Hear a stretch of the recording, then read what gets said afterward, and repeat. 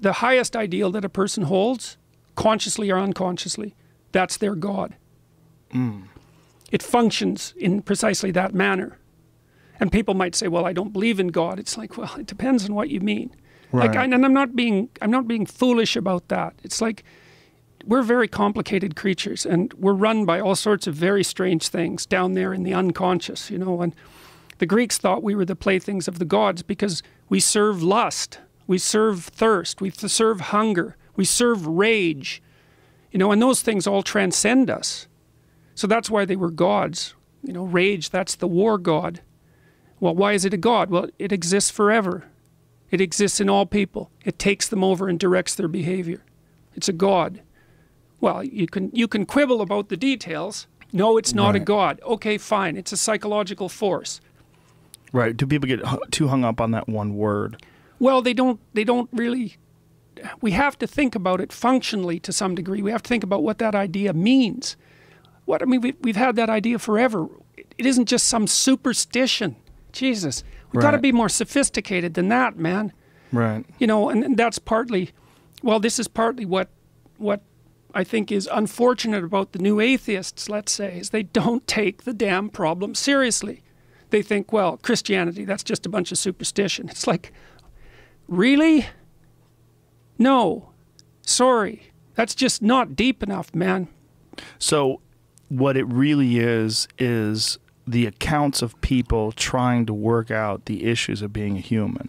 Let me give you another example. This is so cool. This is so cool. It's Northrop Frye, who was a biblical scholar at the University of Toronto.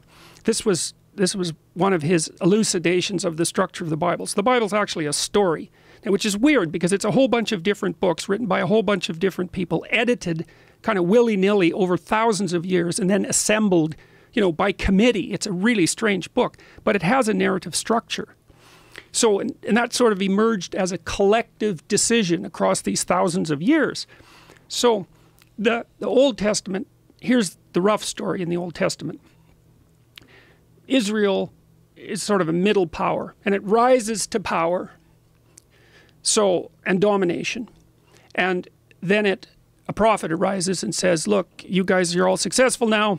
You're starting to get corrupt. You're not paying attention to the widows and children. You're not running your state according to the superordinate principle. You might say, well, the superordinate principle doesn't exist. It's like, okay, keep running it that way and see what the hell happens. That's what the prophet says, usually at the risk of his life. He says that to the king. It's like, fine, you don't believe in God, you don't believe in the superordinate principle, let's say that, the superordinate ethical principle, no problem. Keep doing what you're doing. Let's see what happens. Well, what happens is Israel gets wiped out, you know, and then for generations it's enslaved or its population is being destroyed, and then it sort of climbs back up to power, and then it gets powerful for a brief period of time and it gets corrupt, and a prophet comes up and says, remember that superordinate principle that you made a covenant with? You're not paying any attention to it anymore. You better look the hell out. And everyone ignores it, and bang. So it's order, corruption, chaos.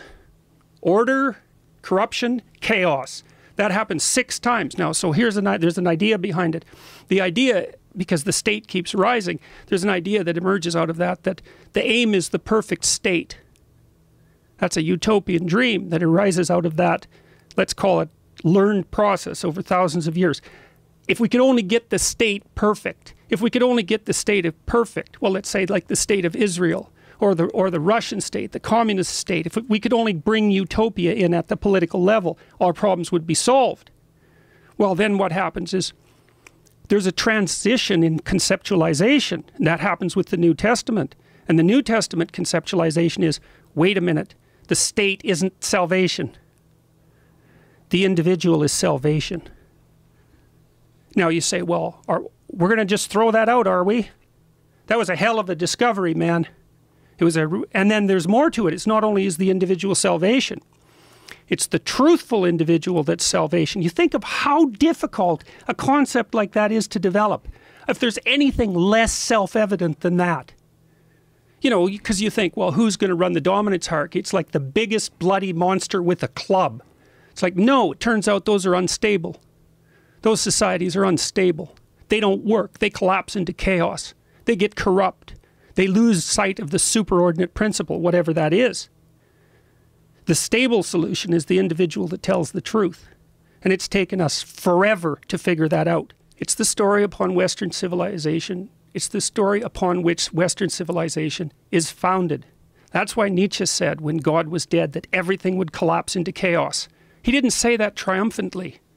He knew what was going to happen. So did Dostoevsky. That's why I admire those people so much. They knew what was coming.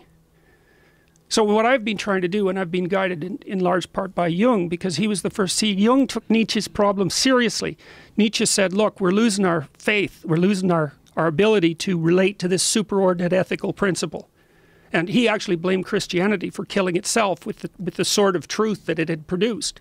Said, so we're going to lose this, and it's big trouble. Make no mistake about it, because our whole society is founded on those principles. We get rid of the animating spirit at the base of it, we're going to lose all of it. So, and Nietzsche thought, well, we're going to have to become superhuman to manage it. That's where his concept of the overman comes from, or the superman, which the Nazis sort of pulled off and parodied, I would say. Now, Jung, you see, Jung was a student of Nietzsche's, not directly, but very much influenced by him. Jung thought that Nietzsche was wrong, that we couldn't create our own values. Because, look, it's so hard to create your own value. Like, let's say you're kind of an overweight guy and you decide to go to the gym for your New Year's resolution. It's like you don't. You go twice and then you stop, and it's because you can't create your own values, right? It's hard. You're not your own slave. You can't just tell yourself what to do. You have a nature. And so Jung's idea was, well, that we had to go back to the mythology. We had to go back to the stories. We had to go back into the underground, unconscious chaos and lift out what we had forgotten.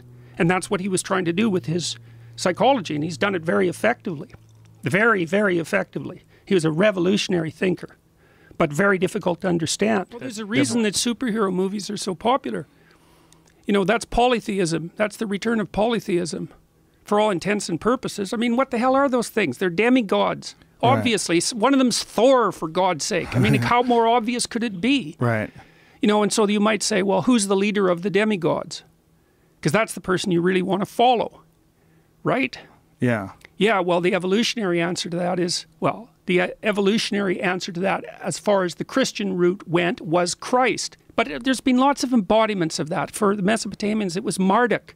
Marduk was the savior figure. He had eyes all the way around his head, and he spoke magic words. That was his fun. That's what made him different from all the other gods. And he was elected by all the other gods to be their king. And then he went out and fought Tiamat, who's a great dragon, and made the world out of her pieces. One of his names was he who makes ingenious things out of the combat with Tiamat. Well, that's what human beings do, is they go out into the unknown, into chaos, and they make ingenious things out of it. That's what we do. And so that Marduk was the founder of Mesopotamian civilization. And you could think about all those tribes came together to make Mesopotamia. They all had a god. And so then those gods went to war. And out of that war of gods, a meta-god emerged. That was Marduk. And Marduk is one of the sources for the figure of Christ. That happened all over the place. Like, you see the admirable man. Then you see 10 admirable men, and you think, wow, those guys have something in common. That's what you remember about them, you see? You remember the heroic things they've done, because they stick in your memory, because they fit the pattern. And then you start telling the story about the heroic things that a bunch of them did. It all amalgamates together. And then you come out with your culture hero, your god. Then there's like 50 tribes. They each have their own gods. Well, what are you going to do then? The gods go to war over centuries. And then they elect a new god, Marduk, in the case of the Mesopotamians. And he's the thing that goes out and fights the dragon of chaos and makes the world. It's like, yeah, that's exactly what he is. You do that with truth, because truth introduces you to chaos.